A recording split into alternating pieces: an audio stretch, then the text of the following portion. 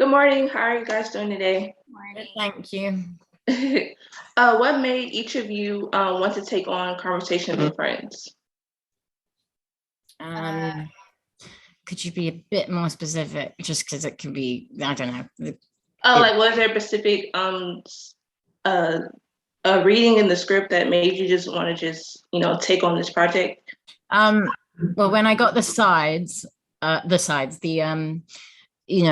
scene that we audition with, I did a reading of, did the whole thing, and I mean, I practiced it in an Irish accent, and that was my first thing, as I was really excited to do something with an Irish accent, because I do love doing that particular accent, especially the southern one.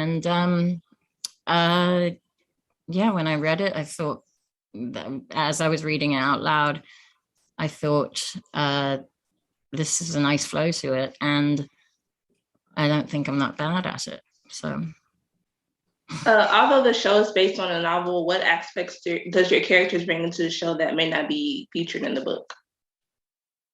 I think for Bobby, there's like an actual sensitivity that you get to see. You get to see the in-betweens, not just one side of the conversation, basically. So a bit more depth to her, a bit more of the soft part, the human.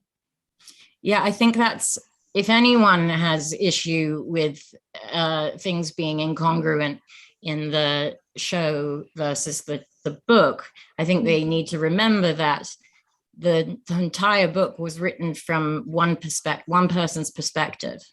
So naturally, and that's the issue with making turning any book into film, is that now